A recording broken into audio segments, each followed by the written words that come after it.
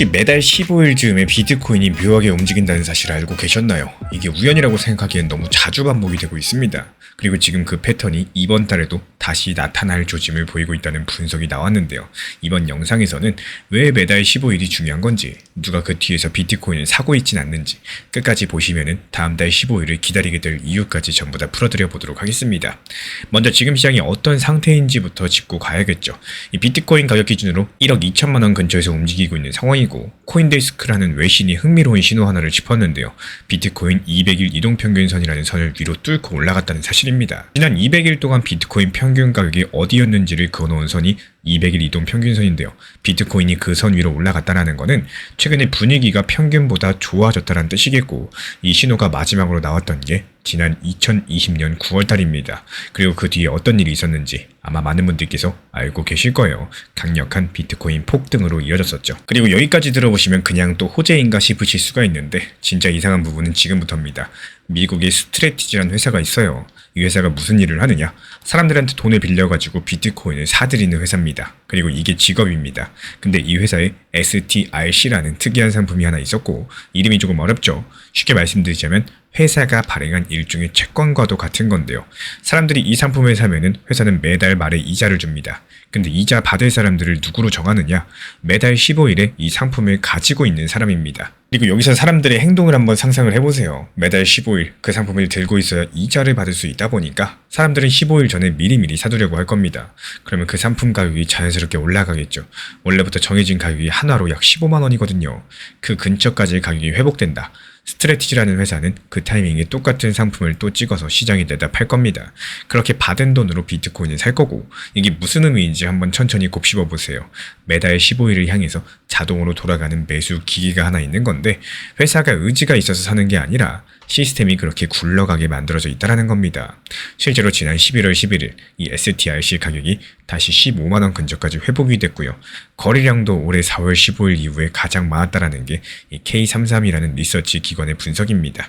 즉 이번 달에도 그 사이클이 다시 돌아갈 조짐이 보인다는 뜻이겠죠. 그리고 여기서 한 가지만큼은 짚고 넘어가셔야 됩니다.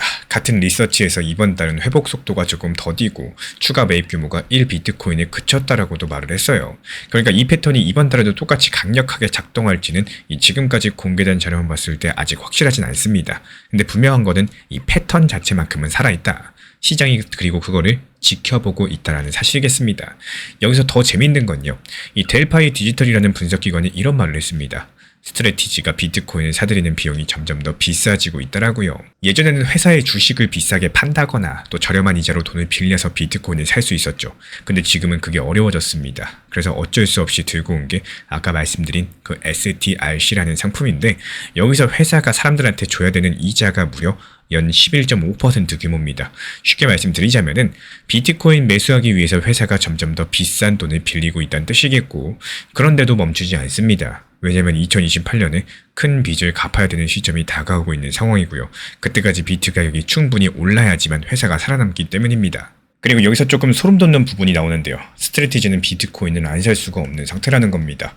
멈추면 회사 구조 자체가 흔들릴 거고, 매달 15일을 중심으로 비싼 이자 감소하면서까지 비트코인을 계속 사들여야 된다는 겁니다. 시장이 좋든 나쁘든 상관없어요. 어떤 분석가들은 이걸 위험신호로 보시는데요. 회사가 점점 더 비싼 돈을 빌리고 있으니까 어느 시점에 무너질 수 있다는 논리입니다.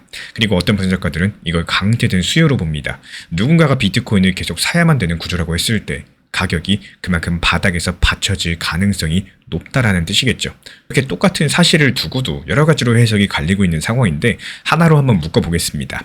먼저 첫 번째, 이 매달 15일을 중심으로 돌아가는 자동 매수 사이클, 그리고 다가오는 2028년까지 멈출 수가 없는 거대한 매수자가 있는 상황이고, 그리고 5년 만에 다시 나타난 200일 이평선 돌파 신호까지도 이 세 가지가 지금 같은 방향성을 가리키고 있다는 뜻입니다.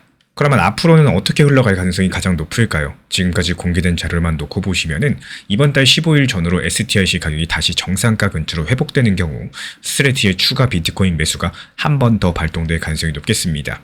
이게 지금 시장에서 큰 폭의 즉각적인 상승을 만들 거라고 단정 짓기 어렵겠지만요. 매 달마다 비슷한 타이밍에 수요가 들어온다는 사실, 이 자체가 단기 흐름에 영향을 주는 변수라는 거 부정하기가 어렵겠습니다.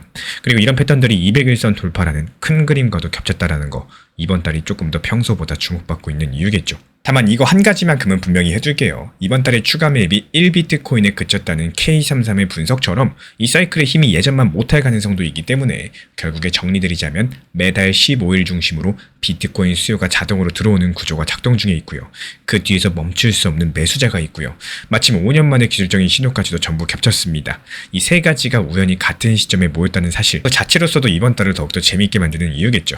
그렇다면 이번 달 15일이 지나고 났을 때 그 결과가 차트에 어떤 흔적을 남기게 될까요? 다음 영상에서 이어가 보도록 하겠습니다.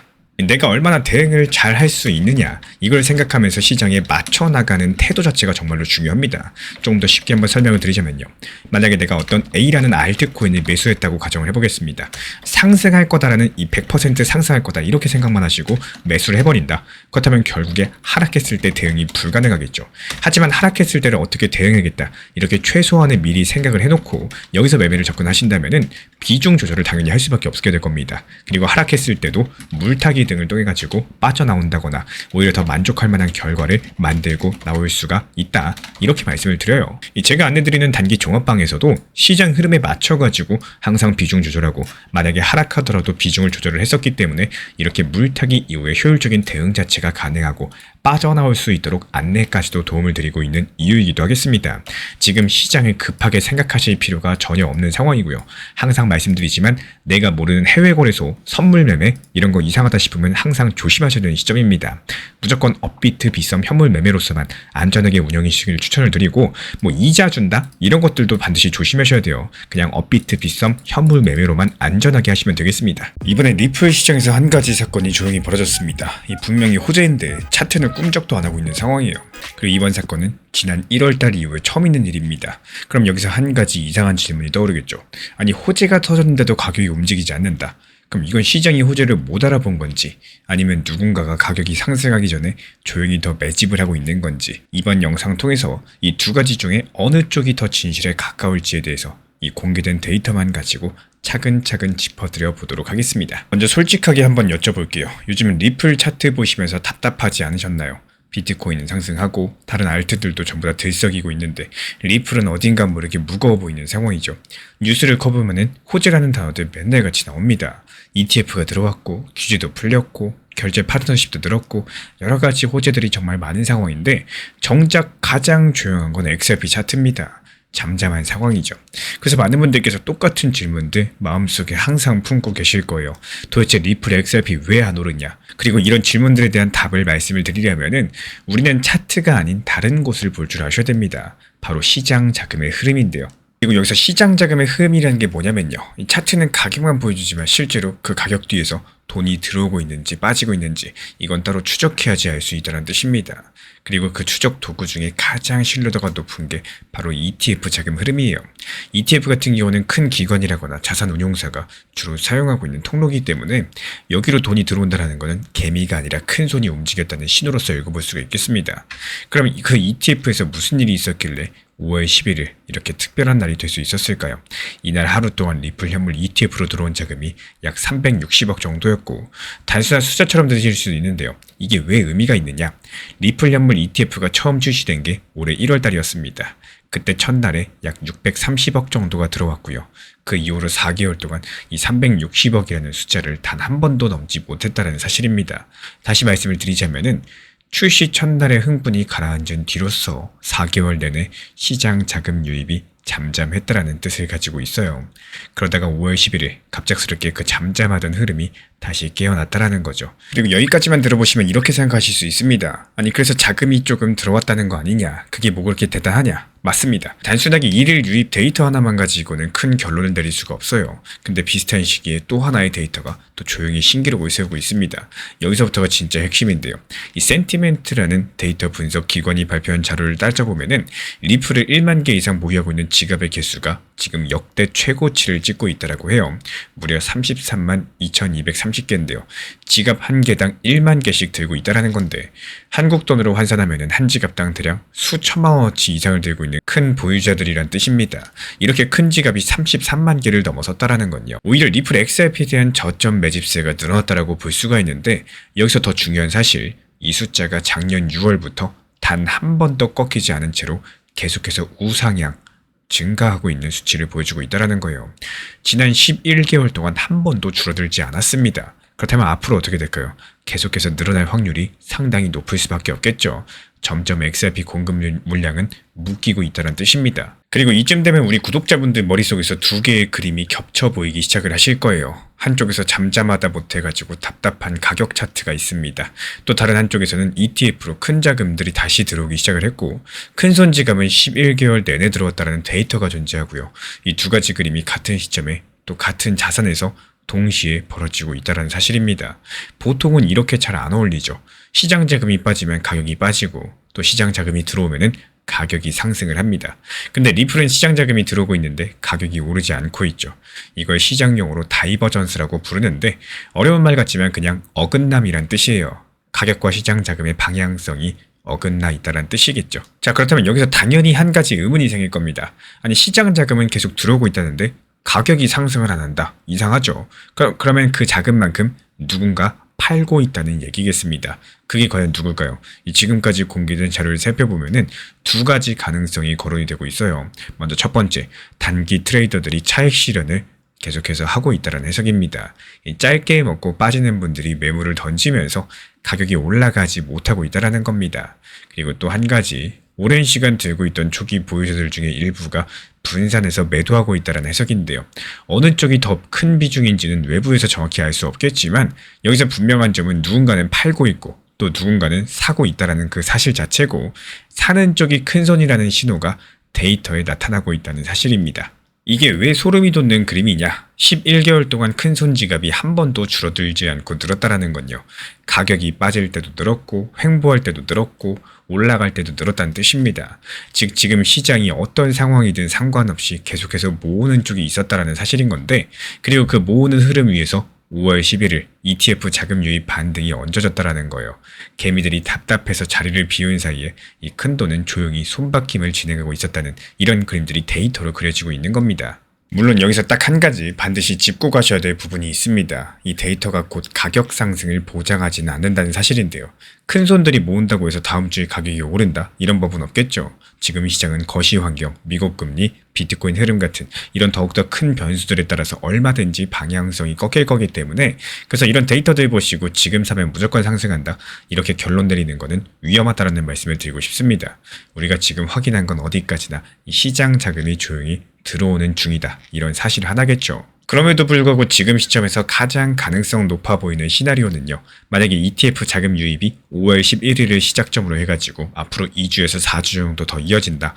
그동안 매물들을 던지던 단기 트레이더들의 물량이 점점 더 소진될 가능성이 높겠고, 매물이 줄어든 상황에서 자금이 계속 들어온다. 그때부터는 같은 자금량으로도 가격이 더 잘 상승할 수가 있겠습니다. 이게 일반적인 매직 구간 이후에 자주 나타나는 흐름들인데, 다만 이건 어디까지나 시나리오이지 확정은 아닙니다. 시장 자금 유입이 10일을 단 하루로 끝날 수도 있겠고요. 또 거시적인 변수가 흔들리면은 이런 그림 자체가 무산될 수도 있겠습니다. 그래서 앞으로 며칠간의 ETF 일일 유입 데이터들 꾸준히 확인하시는 게 정말 중요하겠죠. 그래서 정리를 드리자면은 오늘 우리가 본 건 딱 두 가지였습니다. 리플 ETF로 1월 이후에 4개월 만에 가장 큰 자금이 들어왔다는 사실, 그리고 큰손 지갑이 11개월 내내 한 번도 줄지 않고 들어왔다는 사실들. 이 두 가지 데이터가 가격이 안 움직이는 차트 뒤에서 조용히 쌓이고 있었습니다. 그래서 지금 우리가 보셔야 될 거는 가격이 아니라 이 시장 자금의 방향일지도 모르는 거고, 그렇다면 이런 자금들의 흐름이 실제 가격에 반영되는 시점, 그 신호는 어디서 가장 먼저 나타날 수 있을까요? 다음 영상에서 그 부분들 이어서 다뤄드려 보도록 하겠습니다. 지금 시장 자체가 정말 알다가도 모르는 시장이다, 이렇게 느끼시는 분들이 많으실 거라 생각을 해요. 리플은 시간이 계속 흘러가는데 다른 투자에 비해서 너무나도 상승 자체가 없고요. 또 답답함이 커지는 시점이다, 이렇게 생각을 합니다. 지금 워낙에 알트 시장이다 보니까 어쩔 수 없이 알트가 너무 주목을 받고 있고, 또 리플이 힘을 못 쓰고 호재 대비 조용한 거, 이것도 사실이겠습니다. 그렇다면 이런 시장에서 어떻게 될까요? 차라리 효율적으로 알트 타점을 한번 잡아보시는 겁니다. 이게 해보고 안 해보고 차이 자체가 생각보다 크기 때문에 코인 시장에서 내가 생각한 방향성을 조금 바꿔서 또 새로운 방향으로서 간다는 거는 정말로 어렵겠지만요, 또 한편으로는 정말 필요한 일이기도 하겠습니다. 이 리플에 대해서 매일매일 영상을 업로드드리고 있지만요. 이 정보 커뮤니티 같은 경우에 리플 정보방에서는 리플에 대한 중요 내용들, 그리고 알트 단기 종합방에서는 알트 시장에서 단기 종목들에 대해서 집중적으로 안내를 드리고 있는 이유도요. 리플을 좋아하는 건 맞지만 지금 시장이 이 리플이 아니라 알트가 좋다라고 하면은 그때는 알트를 따라가는 게 맞다라고 생각을 하고 있기 때문입니다. 수익이 잘 나는 쪽으로서 이 시장의 흐름을 활용해보는 매매 습관도 중요하다라고 생각을 해요. 여기서 나오는 수익금들 그 절반 정도는 XRP 다시 매수하시면 된다라는 거고, 그렇다면 평균 단가를 낮추거나 물량을 더욱더 크게 모아나갈 수가 있겠죠. 여러 가지 효율적인 방법들 개선해 나가시면 좋겠습니다. 이번에 코인 시장에서 정말로 이상한 일이 하나 있었는데요. 전 세계에서 가장 유명한 트레이더 중 한 명인 데릴 왕이라는 사람이 본인 채널에 글을 하나 올렸고, 다음 주에 알트 시장이 본격적으로 움직일 거다. 그동안 옆으로 기어가던 코인들 이번에 위로 솟구치면서 장대 양봉 만들 거다. 뭐 이런 식의 내용이었습니다. 근데 여기서 진짜 이상한 점이 하나 또 있었는데요. 그 사람이 콕 집어가지고 이름들을 부른 코인이 있었는데 여기서 리플 XRP는 단 한 번도 언급되지 않았다는 사실입니다. 이유가 뭘까요? 그리고 이게 과연 우연인 건지 아니면 무슨 다른 이유가 있었던 건지 오늘 영상 끝까지 보시면 왜 XRP가 항상 이런 상황에서 뒤로 빠질 수밖에 없었던 건지, 그리고 왜 그게 오히려 지금 우리한테 가장 중요한 신호로서 적용될 수 있는지가 정확하게 보실 수가 있게 될 겁니다. 그리고 먼저 이번에 무슨 일이 있었는지부터 차근차근 정리를 드려볼게요. 이 데릴 왕이라는 트레이더가 코인 시장에서 영향력이 굉장히 큰 사람입니다. 이 사람이 자기 텔레그램 채널에 이런 글들을 올렸는데요. 비트코인이 한국 돈으로 약 1억 1천만 원 부근에서 바닥을 다진 것 같다. 지금 시장에 풀려있는 돈의 양을 봤을 때 이 적은 돈으로도 가격을 크게 움직일 수 있는 상태다. 비트코인이 깔끔하게 뚫고 올라갔을 때 이더리움, 솔라나 같은 알트코인들이 새로운 상승세가 시작될 거다. 이렇게 언급이 나왔고, 근데 여기서 보시면은 리플 XRP가 빠져 있습니다. 이 사람은 알트코인이 전반적으로 움직일 거라고 언급을 하면서 시가총액 상위권에 늘 자리 잡고 있는 XRP만 입에 올리지 않았다라는 겁니다. 다만 그 이유에 대해서 본인이 왜 그랬는지 직접적으로 설명한 것은 없습니다. 다만 한 사람의 말로만 끝나면 우연으로 넘길 수 있겠죠. 여기서 비슷한 시기에 또 다른 분석가가 굉장히 재미있는 데이터를 하나 공개를 했어요. 그리고 이 분석가의 이름은 다크포스트라는 사람인데요. 코인 시장의 데이터를 전문적으로 들여다보는 사람입니다.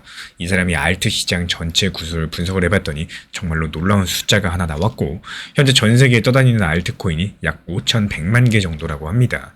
우리가 흔히 알고 있는 코인이 수백 개 정도라고 생각을 하셨다면 그 숫자에 한번 놀라셨을 거예요. 근데 더 놀라운 거는 그 다음입니다. 무려 이 5,100만 개에 달하는 알트코인 중에서 46%가요. 솔라나라는 동네에서 만들어진 코인이라고 해요. 그리고 나머지 36%가 베이스라는 곳, 10%가 BNB라는 곳에서 만들어졌습니다. 이 세 군데를 전부 다 합치면 92%가 됩니다. 무슨 뜻일까요? 지금 시장에 새로 풀리고 있는 알트코인이 거의 전부가 솔라나, 베이스, BNB 이 세 가지 동네에서 쏟아져 나오고 있다는 뜻입니다. 그리고 XRP는 이 92% 안에 들어가 있지 않는 상황입니다. 그리고 여기까지 들어보시면 이런 생각이 드실 거예요. 아니 그래서 뭐가 어떻다는 거냐, 솔라나가 잘 나간다는 얘기가 아니냐. 많은 분들께서 그렇게 해석하시고 또 실제로 그렇게 보시는 채널들도 많습니다. 근데 저는 이걸 오히려 정반대로 봐요. 지금부터가 이번 영상에서 가장 중요한 부분인데요. 새로운 코인이 한 동네에서 계속 쏟아져 나온다는 게 과연 무슨 의미를 가지고 있을까요? 쉽게 풀어드려보자면은 솔라나 동네 위에서 매일매일 수백 개, 수천 개의 새로운 코인이 만들어지고 있다는 뜻이겠습니다.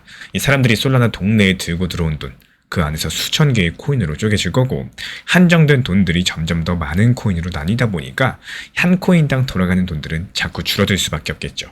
이걸 어려운 말로 물량 희석이라고 부르는데요. 쉽게 말씀드려서 들어온 돈에 비해 가지고 나눠 가질 만한 입이 너무 많아진다는 뜻입니다. 근데 여기서 XRP는 이런 구조 바깥에 있습니다. XRP는요, 이 본인 자기 위에서 매일 수천 개씩 새 코인이 찍히는 구조가 절대 아니죠. 그리고 XRP 쪽으로 돈이 들어오면은 그 돈은 쪼개지지 않고요.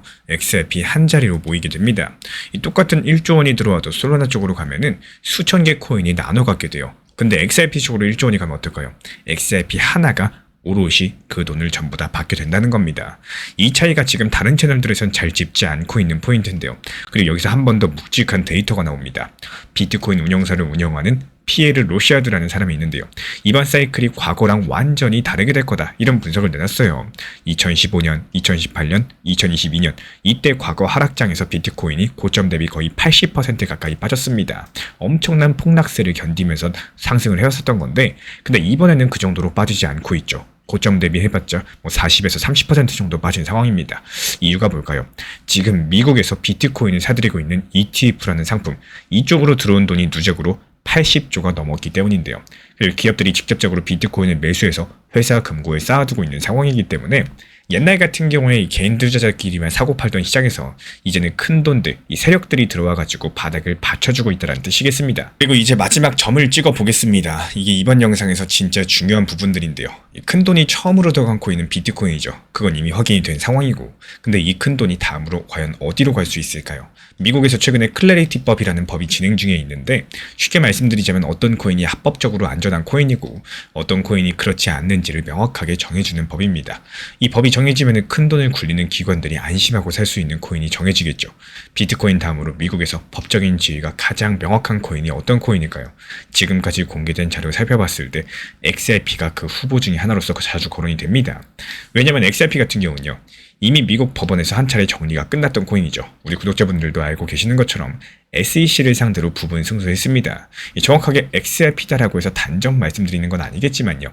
다만 큰 돈이 그 다음 단계로 움직일 때 법적으로 안전한 코인부터 매수한다? 이건 정말 자연스러운 흐름이겠습니다. 그리고 그 후보 중에 XRP가 대표격이다. 이 사실까지는 지금 상황에서는 부정할 수 없겠죠. 그리고 이제 처음 질문으로 들어가 보겠습니다. 왜 데릴 왕은 XRP를 입에 올리지 않았을까요? 한 가지 추측이 가능하겠습니다. 단기 트레이딩 관점에서 빠르게 출렁이는 코인들, 솔라나, 이더리움, 그리고 하이퍼 리퀴드처럼 이 거래량이 폭발하는 종목들입니다. 트레이더들은 변동성을 쫓아가니까 또 그쪽을 먼저 부르는 게 자연스럽겠습니다. 반면에 XRP는 어떨까요? 변동성보다는 이 묵직한 흐름으로 움직이는 코인이죠. 그러니까 단기 트레이더의 입에서 XRP가 빠진다? 이건 XRP가 약하다는 뜻이 아니라요. 성격 자체가 다른 자리에 있을 수 있다는 뜻입니다. 그래서 지금 비트코인 기준 1억 1천만 원대를 완전히 짚으면서 1억 2천만 원 라인에 대한 돌파가 시도가 되고 있는 상황인데, 이쪽 라인까지도 완벽하게 돌파에 성공하게 되면요, 이더리움, 솔라나 같은 이런 빠른 알트코인들이 치고 나갈 가능성이 높겠습니다. 이건 데릴 왕의 분석 그대로 진행이 될 건데요. 근데 그런 흐름들이 진행되는 동안에 XRP는 상대적으로 조용해 보일 수 있다는 사실, 여기서 많은 홀더분들께서 또 답답해 하실 겁니다. 다만 그 조용한 구간이 끝나고 미국의 제도권 이슈가 한 번 더 움직이는 시점, 그 시점에 큰 돈의 다음 표적이 XRP로 향할 가능성이 높다라는 게 이 지금 데이터들이 가리키고 있는 방향입니다. 그리고 제가 왜 그렇게 보고 있느냐? 먼저 첫 번째, XRP는 새로운 코인이 위에서 마구마구 찍혀 나오는 이런 솔라나도 같은 희석 구조에서 빠져 있죠. 그리고 두 번째, 미국의 법적인 위치가 비트코인 다음으로 정리가 돼 있는 종목 중에 하나고요. 세 번째, 큰 돈이 비트코인에서 다음 단계로 이동하는 흐름들이 데이터로 확인되고 있기 때문이겠습니다. 이 세 가지가 한 가지 방향성을 가리키고 있어요. 물론 지금 시장은 언제나 예상과 다르게 갈 수 있겠습니다. 비트코인이 1억 1천만 원대를 뚫지 못하고 흘러내리면은 이 시나리오는 뒤로 밀릴 수밖에 없겠고, 그래서 우리가 봐야 될 딱 한 가지 신호는요, 비트코인이 그 가격대를 깔끔하게 뚫는지 뚫지 않는지 여부를 보시면 되겠습니다. 이 한 가지만 지켜보시면 되겠고요. 그리고 오늘 내용을 짧게 정리드려 보겠습니다. 유명 트레이더는 다음 주 알트코인 상승을 예고하면서 XRP를 언급하지 않았고요. 시장 데이터를 보면 새로운 코인 92%가 다른 생태계에서 쏟아지고 있는 상황이고, XRP는 그 희석 구조에서 정확하게 빠져 있습니다. 그리고 비트코인 다음으로 큰 돈이 들어갈 후보 중에 리플 XRP가 있다는 거, 이것까지는 사실로 확인이 되고 있기 때문에 만약에 여기서 미국의 큰 돈들이 정말로 비트코인 다음 표적을 정한다면은 그 첫 번째 신호는 과연 어떤 모습으로 시장에 나타날 수 있을까요? 다음 영상에서 그 신호의 정체들 숫자랑 데이터로서 정확하게 짚어드려 보도록 하겠습니다. 시장이 좋고 안 좋고 모든 걸 떠나가지고 아니다 싶고 그 이상하면은 안 하시는 게 맞습니다. 예를 들어 지금 코인을 해외 거래소에 보낸다라거나 뭐 리플로 뭘 어떻게 해서 이자를 받는다라거나 갑자기 수량을 많이 준다 뭐 이런 식으로 좀 비정상적이다 싶은 것들은 안 하시는 게 맞다라는 말씀을 드리고 싶어요. 요즘 같은 시장에서 당연히 한 방에 큰 수익이 나온다거나 부귀 영화를 누릴 수 있는 매매 방법들 없습니다. 지금 사용하고 계신 업비트, 빗썸 이외에 다른 거래소를 추천을 한다거나 잘 모르는 매매 방법, 해외 거래소, 뭐 선물 같은 것들 이런 것들을 지속적으로 얘기한다면 당연히 멀리하는 게 좋다. 이렇게 말씀을 드리고 반드시 현물 매매로만 안전하게 원칙 매매로서 운영하시기를 진심으로 추천을 드립니다. 지금 시장에서 조금 이상한 일이 벌어지고 있어요. 어떤 회사가 리플에 약 1조 4천억을 넣었는데요. 근데 지금 그 돈 중에서 5,800억이 사라진 상황입니다. 평가 손실이라는 거죠. 보통 이 정도면은 손절을 했겠죠. 근데 이 회사가 단 한 개의 리플도 절대 팔지 않았습니다. 단 한 개도요. 도대체 왜 그러는 걸까요? 이번 영상에서는 이 침묵 속에 숨어있는 진짜 이야기들, 그리고 우리가 지금 리플을 어떤 식으로 보셔야 되는지까지 처음부터 끝까지 풀어드려 보도록 하겠습니다. 먼저 이 회사 이름부터 짚고 가겠습니다. 에버노스 홀딩스라는 곳인데요. 처음 들어보시는 분들 많이 계실 겁니다. 근데 이 회사를 만든 사람이 누군지 알면 조금 놀라실 겁니다. 바로 리플 본사의 전직 임원인데요. 즉 리플 안에서 일을 하던 사람이 회사를 따로 차려가지고 자기 돈으로 리플 코인을 본격적으로 매집하기 시작을 한 거고, 그 규모로 따지면 1조 4천억 원 규모입니다. 평균 매수가는 한 개당 3,640원 수준이었고요. 이게 작년 가을의 일입니다. 여기까지 그냥 큰 회사가 큰 돈 넣었다, 뭐 이런 이야기로 들리실 텐데 진짜 이야기는 그 다음부터 벌어지게 됩니다. 그리고 이 질문에 대한 정답을 찾으려면 사실 이미 비슷한 사례가 한 번 있었다는 것들을 아셔야 됩니다. 이 코인 시장의 형님격인 비트코인 쪽 이야기겠죠. 마이크로 스트래티지라는 미국 회사 들어보셨을 거예요. 이 회사가 몇 년 전부터 회사 돈으로 비트코인만 계속해서 사모으는 전략을 시작을 했고요. 그리고 매집 초창기에 이 회사도 어마어마한 평가 손실을 본 적이 있습니다. 그것도 수조 원 단위로요. 근데 그때 이 회사는 어떻게 했을까요? 안 팔았습니다. 오히려 더 매수했습니다. 그리고 시간이 지나면서 비트코인이 다시 상승했을 때 이 회사의 평균 매수가는 시장에서 일종의 기준선처럼 자리 잡게 됐는데요. 사람들이 그 가격을 보면서 여기는 기관이 들어온 자리니까 함부로 안 깨지겠다, 이렇게 생각을 하기 시작을 한 거죠. 이런 흐름 그대로 리플에 가져다가 대보시면은 그림이 조금 다르게 보이기 시작을 할 겁니다. 그리고 에버노스는 지금 리플 시장에서 마이크로 스트래티지가 비트코인에 했던 것과 똑같은 일을 시도하고 있는 걸로 보입니다. 단순한 투기 매수가 아니라요. 회사 자체의 자산을 리플로 채워넣는 전략이라는 건데, 이런 회사를 시장에서는 트레저리 컴퍼니라고 부릅니다. 트레저리, 그러니까 회사의 금고를 어떤 특정 자산으로 채웠느냐의 문제인데요. 어떤 회사는 그 금고를 달러로 채우고 또 어떤 회사는 금으로 채우고, 마이크로 스트래티지는 비트코인으로 채웠습니다. 에버노스는 그 금고를 리플로 채우려고 하고 있는 겁니다.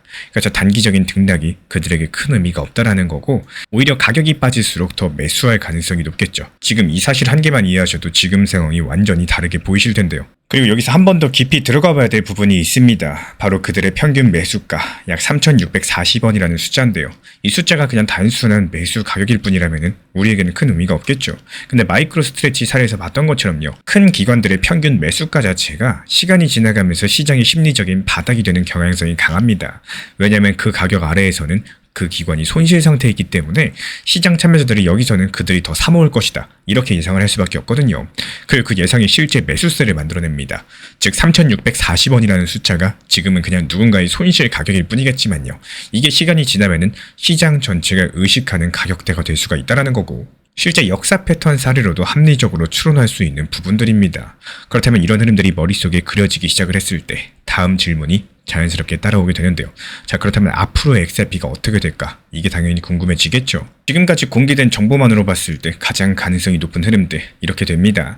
에버노스가 당분간 매도에 나서지 않을 가능성이 크겠고, 회사의 존재 이유 자체가 리플을 모으는 데 있기 때문에 만약에 그들이 손절을 시작하면은 그 순간 회사의 전략 자체가 실패한 것으로서 이 시장에 비치게 될 겁니다. 그래서 그들 입장에서 어떨까요? 버티는 게 합리적인 선택이겠죠. 또 동시에 가격이 그들의 평균 매수가인 3,640원 근처로 다가오면 다가올수록 그 회사가 추가 매집에 나설 가능성도 같이 함께 올라가게 될 겁니다. 왜냐면 이미 한 번 본 그 가격에서 평균 단가를 낮출 수 있는 기회니까요. 그래서 지금까지 알려진 이 행동 패턴들을 보시면은 이쪽이 가장 자연스러운 시나리오고, 그리고 만약에 이 시나리오가 맞다면은 우리 같은 일반 투자자 입장에서는 한 가지 단순한 질문만 남게 될 텐데요. 그들이 던지지 못하는 가격대에서 우리가 굳이 던질 이유가 있을까요? 물론 이 모든 해석에서는 전제가 있습니다. 에버노스라는 회사가 자체적으로 시장 자금 압박을 받지 않는 한, 이런 전제예요. 만약에 그들이 외부 자금을 빌려가지고 매집한 거라면 어떨까요? 어느 순간 강제 청산이라는 변수가 들어올 수 있겠죠. 다만 지금 시점에서 봤을 때는요, 그런 정황들 공개된 자료상으로 확인되지 않고 있기 때문에, 그래서 우리가 지금 할 수 있는 거는 딱 한 가지입니다.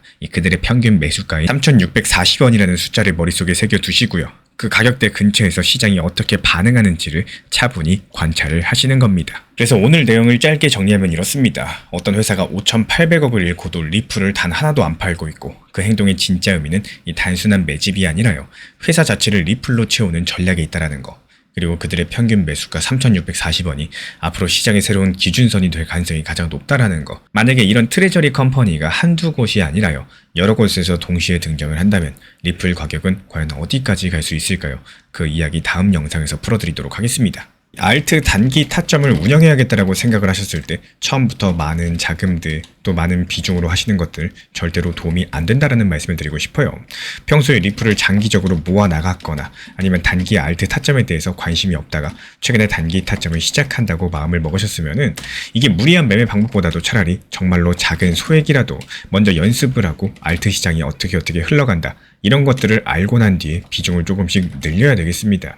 생각보다 빠른 속도로 움직임이 나오고 있는 시장이기 때문에 이게 팔까 말까 고민하다가 수익을 볼 수 있는 기회를 놓치는 이런 경우들이 많은 시장입니다. 이 단기 종합방에서도 무리한 것보다는요, 이렇게 목표가를 같이 안내를 드리고 걸어놓는 이유이기도 하겠습니다. 항상 말씀을 드리고 있지만요, 이렇게 못 팔고 후회하시는 것보다 익절하고 더 상승하면은 그때 가서 후회하시는 게 결국에 더 남는 거다. 업비트 비썸 현물 매매로만 안전하게 운영하시기를 추천 도움 드리도록 하겠습니다. 오늘 밤 XRP의 두 개의 사건이 동시에 터집니다. 한 개는 러시아 모스크바에서, 또 다른 하나는 미국 워싱턴에서요.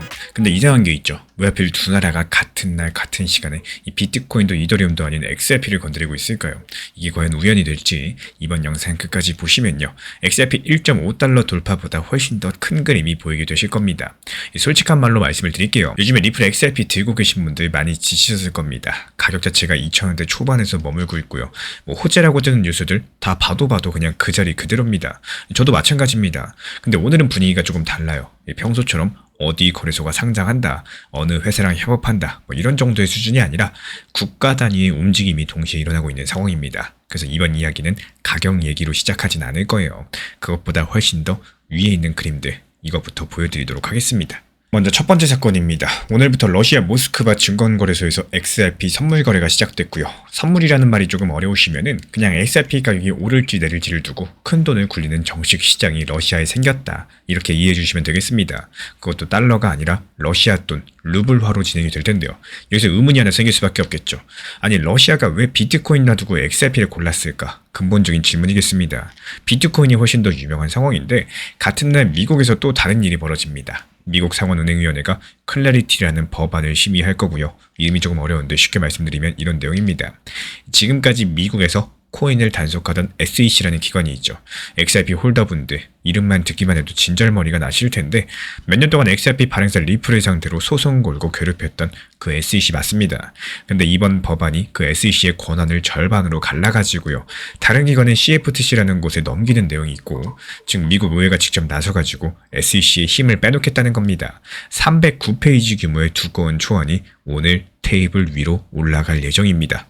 여기까지만 들어봐도 조금 이상하실 겁니다. 한쪽에서 러시아가 XRP로 선물 시장을 열고 다른 쪽에서 미국이 XRP를 괴롭히던 기관의 힘을 빼고, 이게 같은 날 같은 시간에 일어나고 있는 상황인데 지금부터가 진짜 중요해요. 그리고 우리 구독자분들께서 가장 궁금하실 겁니다. 아니, 왜 러시아가 갑자기 XRP를 골랐나? 이거부터 풀어드려 볼게요. 러시아 같은 경우는 지금 미국 달러 결제망에서 거의 쫓겨난 상태죠. 우크라이나 전쟁 이후로 결제가 막혔습니다. 그래서 러시아 입장에서 어떨까요? 달러를 거치지 않고 다른 나라랑 거래할 수 있는 새로운 결제 수단이 필요합니다. 그것도 정말 절실한 상황인데 비트코인은 너무 느려요. 한 번 거래에 10분 이상 걸리고 수수료가 비쌉니다. 결제용으로는 비트코인은 부적합합니다.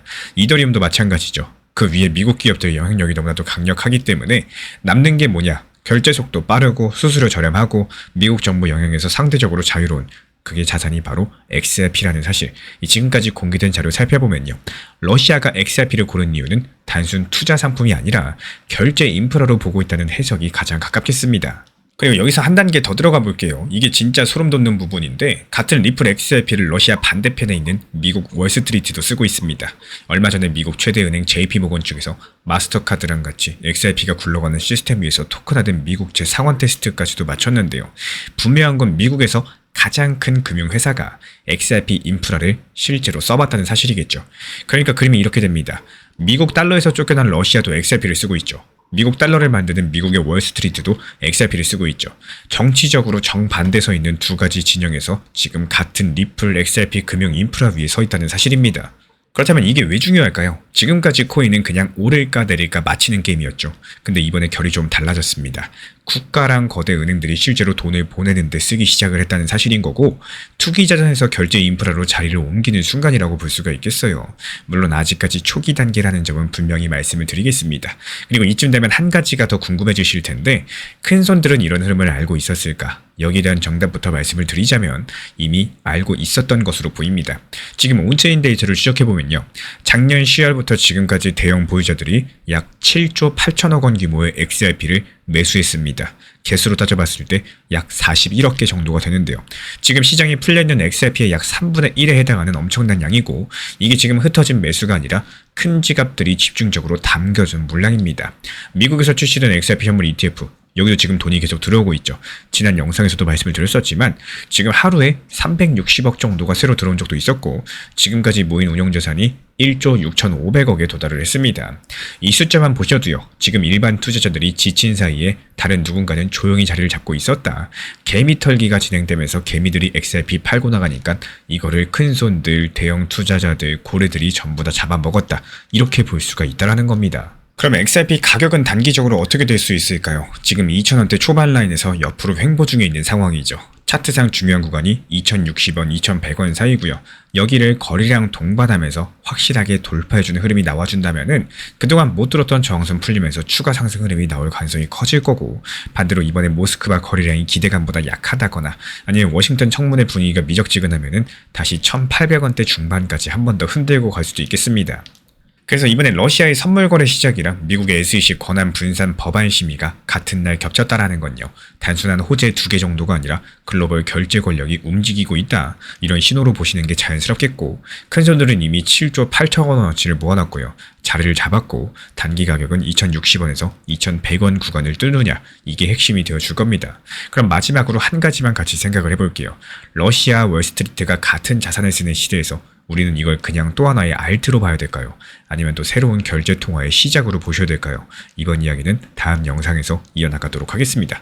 리플을 좋아하는 거는 상관이 없겠지만 리플이 항상 상승할 거다라고 생각은 안 하셨으면 좋겠습니다. 특히나 최근 들어가지고 리플 XRP에 대한 기대감들, 또 길게 중장기로 보유를 하시다 보니까 이제는 상승하겠지, 또 이런 생각들 때문에 너무 리플에 대한 목표 타점 자체가 높게 잡혀있고, 또 리플의 상승을 당연하게 생각하시는 분들이 많아지신 것 같습니다. 하지만 이런 긍정 속에서 조금은 걱정돼, 얼마까지 하락하면 나는 어떻게 해야겠다, 이런 기본적인 대응 전략들 계획 가지고 있으셔야지 리플이 만약에라도 하락했을 때 추가 매수할 수 있는 상황들을 미리 만들어 놓고 준비 대응 자체가 가능하다, 이 말씀을 미리 드리고 싶어요. 이 리플 정보방에서도 기본적인 대응 전략에 대해서는요, 단기 고점에 대한 안내를 드리고 있지만 최근 같은 시점에서 오히려 리플 하락했을 때 1,900원 라인에서의 매수 타점 말씀드리면서 단기 저점 분할 매수에 대해서 강조드리고 있는 이유이기도 하겠습니다. 1,800원, 1,900원 라인에서 매수를 했다가 상승하는 과정에서 저점에 사서 단기 고점에 팔고 2,250원에 팔고 나와가지고 다시 눌림목 매수가 들어가는, 기본적으로 지금 시장에서는요, 이런 매도 같은 것들만 잘 이어나간다라고 할지라도 이 시장이 좋지 않을 때 얼마나 수익을 잘 내놓고 또 얼마나 잘 매수를 하면서 평균 단가를 낮춰갔느냐, 이렇게 비중을 얼마나 늘려놓았느냐, 이렇게 비중 조절에 대해서도 말씀을 드리고 있습니다. 항상 말씀드리는 업비트 빗썸 현물 매매로서만 안전하게 운영하시기를 추천을 드릴게요. 미국의 법원이 일론 머스크의 합의를 막았습니다. SEC랑 21억 원 정도의 사건을 마무리하던 계획이요, 그대로 멈춰버린 상황인데, 여기서 이상한 일이 하나 있죠. 이 뉴스가 나온 직후부터 도지 차트가 조용히 다르게 움직이기 시작을 했거든요. 일론 머스크한테는 분명히 안 좋은 뉴스인데요, 왜 도지코인은 같이 흔들리지 않는 걸까요? 전 이 한 가지 사건이 왜 도지코인 홀더한테 일론 머스크 투입 100개보다 더 중요한 신호인 건지 처음부터 끝까지 풀어드려 보도록 하겠습니다. 먼저 이번 사건이 어떤 내용인지 짚어볼게요. 일론 머스크가 2022년 이 트위터, 지금의 X를 사들였었죠. 근데 그 전에 머스크는 트위터 주식을 미리 사두고 있었습니다. 미국에서 어떤 회사 주식을 일정 비율 이상 매수하면은 며칠 안에 그 사실을 공개를 해야 된다는 규칙이 있는데요. 일론 머스크가 그 공개를 11일 정도 늦춰버렸어요. 단 11일이었지만요. 그 11일이 엄청난 차이를 만들었었습니다. 일론 머스크가 주식을 샀다는 사실이 알려진 그날 트위터 주가는 무려 27%나 급등을 했거든요. 즉 머스크는 자기가 산다는 사실을 숨긴 채로 그 전에 더 저렴하게, 더 많이, 최대한 많이 사 모았던 겁니다. 그리고 미국 SEC, 우리나라로 따지면은 금융감독원 비슷한 곳이 이걸 문제 삼았어요. 미국 SEC의 주장을 살펴보면은 머스크가 이 늦장 공시로 인해 가지고 7,200억 정도의 주식을 더 싼 값에 샀고 기존의 주주들은 최소 2,000억이 넘는 돈을 손해를 봤다, 이렇게 보고 있습니다. 여기까지가 사건의 배경인데요. 진짜 흥미로운 건 그 다음입니다. 일론 머스크 측은 미국 SEC랑 합의를 시도했어요. 합의 금액은 한국 돈으로 약 21억 원. 트위터의 인수 금액이 63조가 넘는다는 걸 생각을 해보면요. 21억 정도는 정말 잔돈 수준입니다. 게다가 이 돈 같은 경우도 일론 머스크 본인이 내는 게 아니라요. 머스크가 주식을 살 때 썼었던 신탁 법인이 대신 내는 구조였었는데 머스크 개인은 어떤 책임도 지지 않는 조건이었습니다. 근데 바로 이 합의를 미국 연방법원의 한 판사가 맡게 된 겁니다. 그 판사 이름은 스파클 수쿠나난이었는데요. 그가 한 말이 핵심이었어요. 법원은 단순하게 도장 찍어주는 기관이 아니다. 그리고 한마디 더 덧붙입니다. 이 특혜 의혹이랑 위험 신호가 보인다라고요. 자, 그렇다면 여기서 과연 일론 머스크가 합의를 못한 게 이 도지코인이랑 무슨 상관이냐?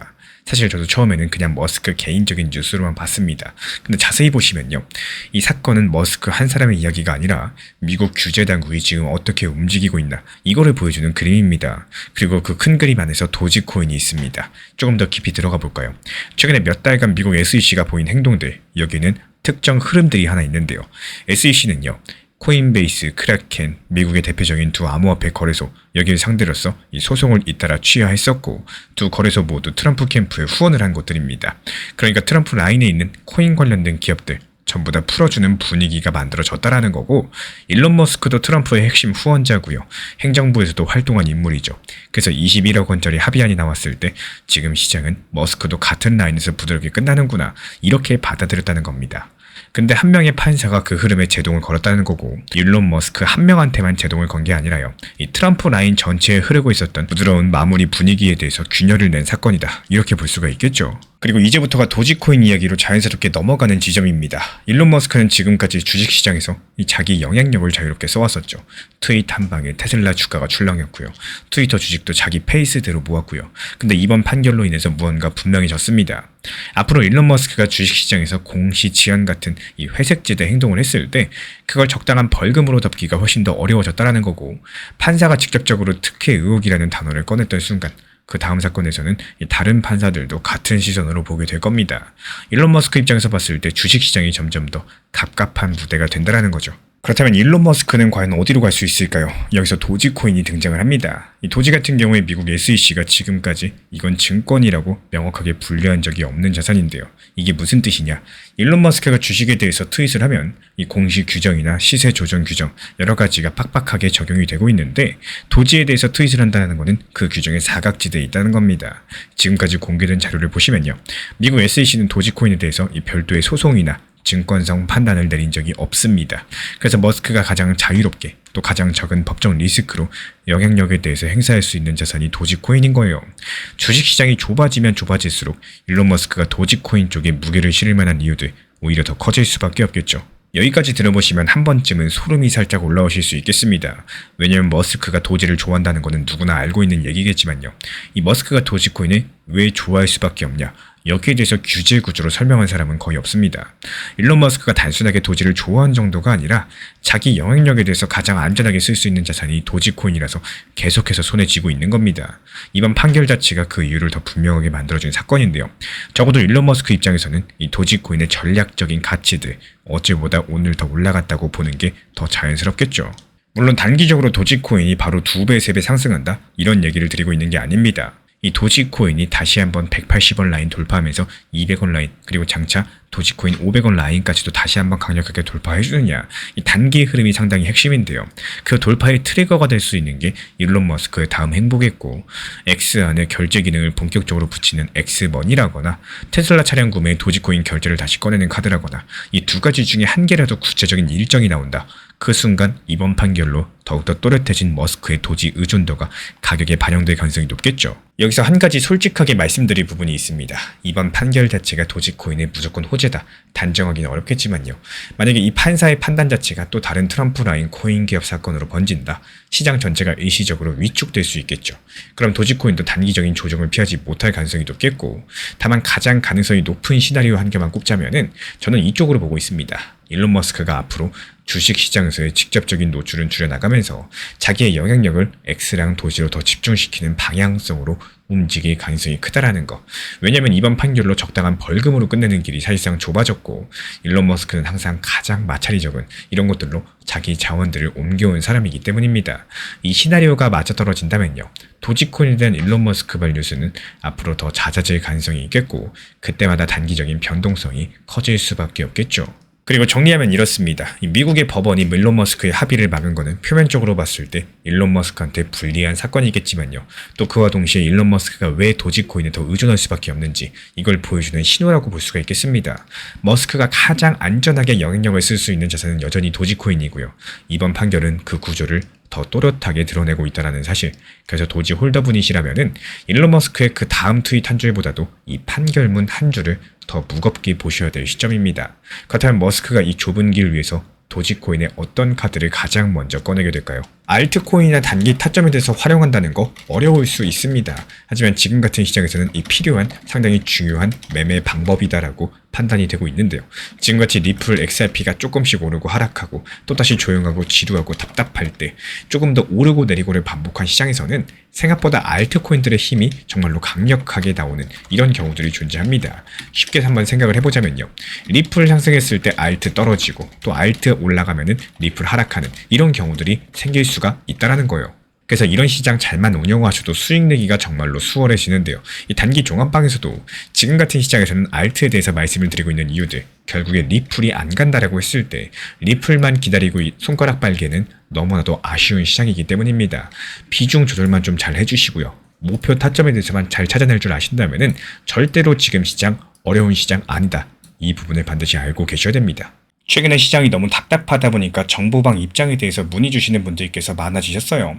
먼저 제일 중요하지만요. 제가 안내드리는 모든 정보방은 업비트, 빗썸, 현물 매매로서만 안내 도움드리고 있습니다. 지금 화면에 보이시는 번호나 혹은 댓글 링크에 있는 신청란을 통해서 신청 주시면은 안내를 도움드리고 있고요. 이 세 가지 방 중에 필요로 하신 방을 체크해서 신청 주시면은 필요로 하신 방에 맞춰가지고 입장 안내드리고 있습니다. 먼저 리플 전용방 같은 경우에 리플에 대한 중요 이슈, 그리고 리플에 대한 단기 저점과 단기 고점, 중장기적으로 보는 중요 타점 같은 핵심 내용에 대해서 안내드리고 있기 때문에 영상 시청해주시는 우리 구독자분들께서 리플이라는 코인이 장기적으로 좋다라는 건 알고는 있지만 현재 같은 시장에서는 많은 답답함을 느끼시는 분들께서 정말로 많이 계실 거라고 생각을 합니다.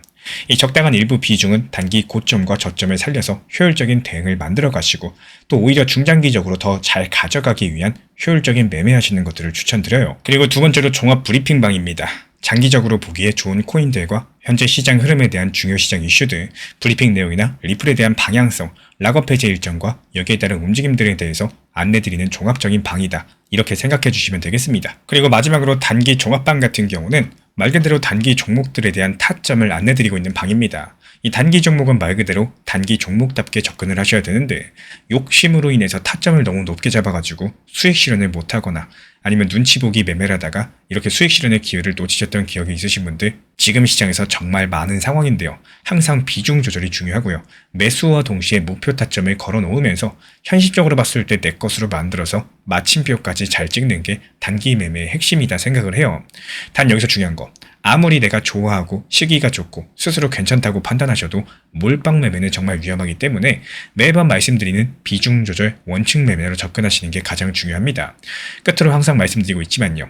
저는 업비트, 빗썸, 현물 매매에 대해서만 안내를 도움드리고 있기 때문에 절대로 해외골에서 선물 매매에 대한 고위험 리스크 매매에 대해서는 언급조차 드리지 않고 있습니다. 무조건적으로 업비트, 빗썸 이렇게 현물 매매로 필요하신 분들께서만 입장 신청 주시면은 안내 도움 드리도록 하겠습니다. 이 빠르게 가는 것보다 중요한 건요. 꾸준하고 길게 가는 게 더 중요한 투자 시장이다. 이렇게 생각을 해요.